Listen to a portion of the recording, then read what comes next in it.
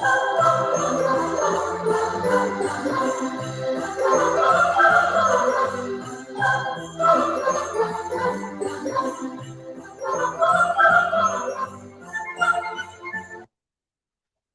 this is Kathy Beatty with Divorce Support Anonymous. Thank you for joining me December 19th.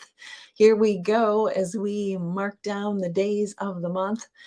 I'm glad you joined me. This is a little bit of Christmas. How not to let the Grinch of divorce steal your Christmas, even though this may be a very sad time for you.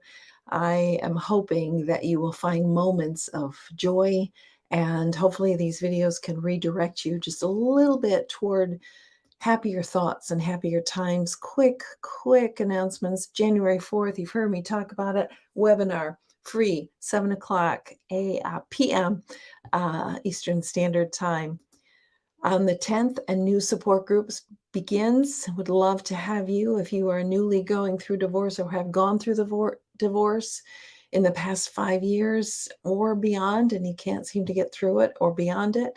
Let's connect and let's do that. And then January 11th is going to be life coaching after divorce. So we are going to begin to look forward. No more looking back. We're going to look forward. We're going to create that beautiful life that's going to happen for you after divorce. Tonight, I want to talk about loneliness. And I realize that there are moments, or perhaps this whole month, that you have felt incredibly lonely. So I want to address that for you. First of all, I want you to know that you're not alone in being lonely. You're really not alone. Many others are too. I'm amazed at the number of people who suffer with loneliness through the holidays, reminiscing of past relationships or longing for relationships that aren't. There's just so many reasons for that, but you're not alone. And many others are feeling that way too.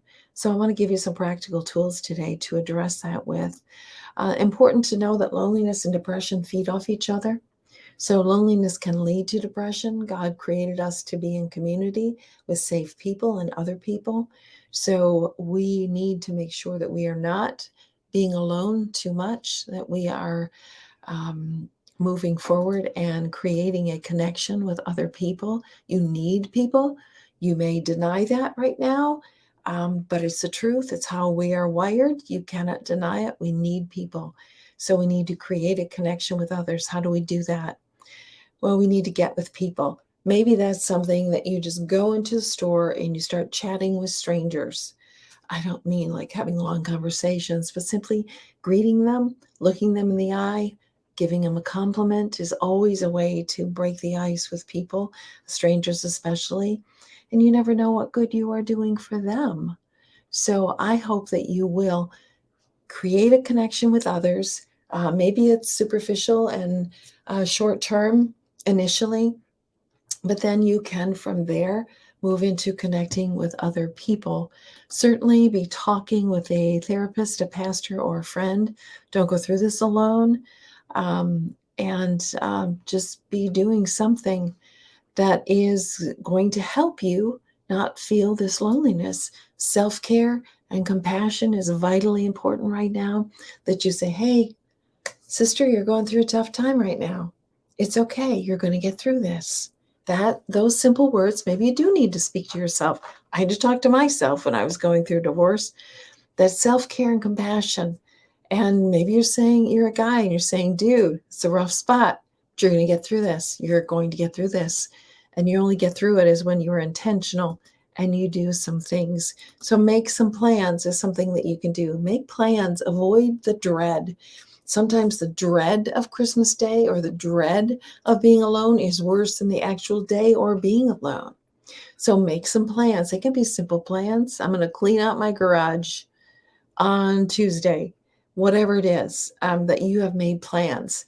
And that empowers us to say, you know what, I do have some control here. I can manage my life. And it avoids the dread. Watch out for judgmental thoughts. Counter that with compassion and positive thoughts. Dude, it sucks right now, you being alone. You're not always going to be alone. You can make a difference. You hear how I'm talking to myself? You can make this different. Reach out to your buddy Joe. You haven't seen him. I haven't seen a high school friend in 10 years. Reach out. Say, hey, dude, Connect with people. Watch out for judgmental thoughts. I'm not any good. Nobody wants to be with me. No, counter them with everybody wants to be with me, but everybody's busy right now. I love what this Amy Morin, who is a therapist, said: solve the problem or solve how you feel about the problem. The problem is you're lonely. To solve it would be to connect with other people. But if you're not willing to do that, then solve how you feel about the problem. Say, you know what? I'm not really lonely. I'm just flying solo right now. I need to do some things alone, work on myself alone, and then I'm going to connect with people. Whatever it is that you need to adjust in how you're feeling about this loneliness. Like, dude, you have a lot to offer in a relationship. It just happens that there's no one that you're in a relationship right now, and that's okay. So solve the problem or solve how you feel about the problem can be very helpful. Love on your puppy dog. Dogs reduce stress. Cats, I'm not so sure. They are so independent that they run off usually. But love your pet. Research has shown that loving on your dog reduces physical stress. Do it. See the value in how God made you and that He pursues you in relationship.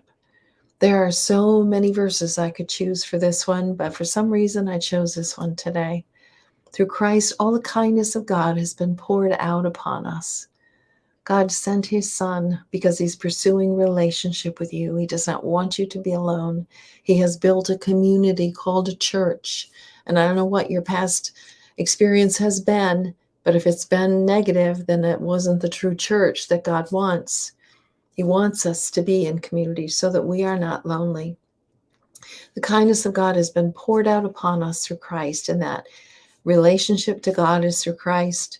Our forgiveness of all of our faults and failures is through Christ. The bond that the true bond, spiritual bond with other people is through Christ. So Christmas life requires a spiritual element of how we are going to deal with God pursuing us, whether we're going to embrace God pursuing us or we're going to say, nope, I'm going to do it alone. That would be totally to our detriment. You're lonely, and I get it, because I've been lonely many times through Christmas as well. Connect with someone. Find someone in which you can be real with. Solve the problem. Don't be alone. Connect. If you're disappointed from that, don't be discouraged. Just continue to connect with people. Find that safe group. Find that safe friend, that therapist, that pastor, someone who you are not alone, and you can begin to conquer the loneliness and to conquer the depression, because they do go hand in hand. This is Kathy Beatty with Divorce Support Anonymous, walking with you every step of the way through the trauma of divorce and the Christmas season.